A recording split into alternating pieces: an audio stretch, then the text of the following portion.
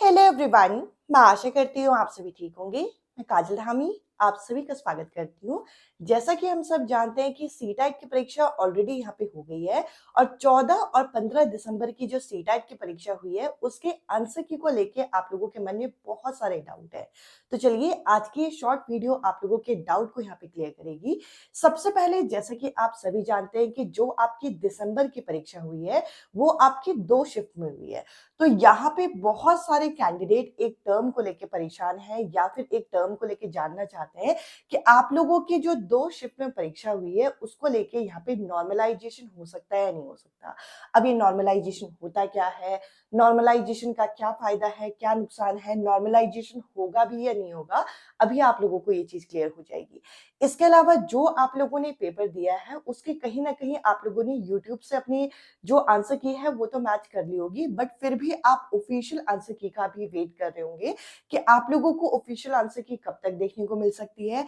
इसके अलावा आपके एग्जाम का एग्जैक्ट पासिंग मार्क्स यहाँ पे कैटेगरी वाइज क्या क्या है और आपको रिजल्ट कब तक देखने को मिलेगा। तो देखिए सबसे पहले तो मैं आप लोगों को ये चीज क्लियर कर देना चाहती हूँ कि जैसा कि हम सभी जानते हैं कि 2 अलग अलग शिफ्ट में पेपर जरूर हुआ है, बट यहाँ पर सीटेट की ये जो परीक्षा है ये आपका क्वालिफाइंग नेचर की है। और जब ये सीटेट की परीक्षा ऑनलाइन मोड पे हुई थी और पूरा 1 मंथ तक यहाँ पे पेपर चला था, तो आप समझ सकते हैं कि हर रोज अलग अलग पेपर आ रहा है और पेपर का लेवल जो है अलग अलग होने के बावजूद भी यहाँ पे किसी तरीके का नॉर्मलाइजेशन नहीं हुआ था। यानी कि नॉर्मलाइजेशन होने के चांसेस तो आपके ना के बराबर है और दोनों ही शिफ्टों के जो कैंडिडेट हैं उनका इंडिविजुअल इवैल्यूएशन होगा और आप लोगों के पासिंग मार्क्स के अकॉर्डिंग आप लोगों का सर्टिफिकेट जो है वो रेडी होगा।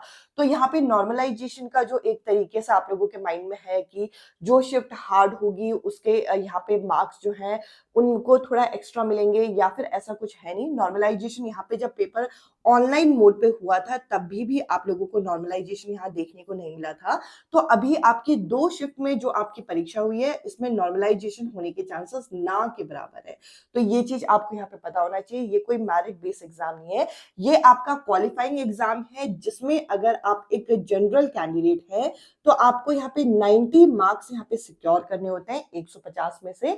अगर आपकी 90 या 90 से यहाँ पे 91 92 ऐसे कोई भी मार्क्स है तो आपका ये एग्जाम यहाँ पे क्वालिफाई माना जाएगा। इसके अलावा अगर आप एक ओबीसी या फिर एससी या एसटी कैटेगरी में आते हैं तो आपको 82 मार्क्स यहाँ पे सिक्योर करने होते हैं। ये है आपका पासिंग क्राइटेरिया। इसके अलावा अगर हम आंसर की बात करें तो देखिए आपके एग्जाम के यहाँ पर हर बार ये देखा गया है कि 15 से 20 दिन के अंदर आप लोगों की आंसर की जो है वो देखने को मिल जाते हैं, यानी कि जल्दी ही आपको आपकी आंसर की जो है वो देखने को मिल जाएगी। और आंसर की जो भी आप लोगों की यहाँ पे आती है उसके बाद सीटेट के एग्जामिनर जो है आप लोगों को आंसर की को चैलेंज करने का भी टाइम देते हैं।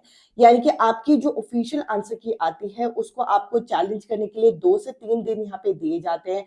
आप आंसर की को यहाँ पे चैलेंज करते हो और उसके बाद आपका एक फाइनल रिजल्ट जो है वो अनाउंस किया जाता है।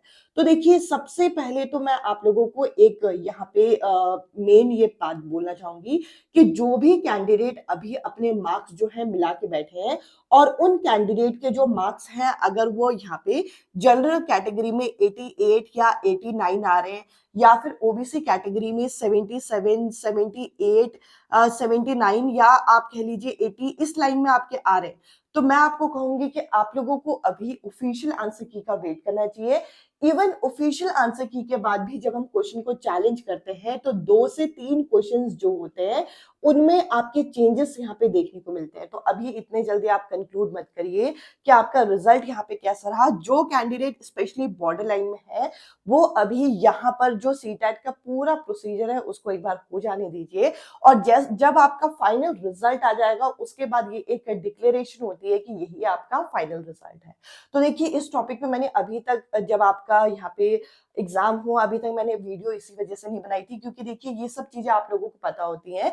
बट हाँ, कहीं न कहीं ये नॉर्मलाइज़ेशन के बाद आप लोगों के माइंड में घूम रही थी क्योंकि 2 शिफ्ट में पेपर हुआ है। इसके अलावा वो कैंडिडेट स्पेशली जो बॉर्डर लाइन में है वो कन्फ्यूज़ थे कि अभी से हमें अब नेक्स्ट एग्ज़ाम की तैयारी करनी है या फिर अभी हमें होल्ड करना है।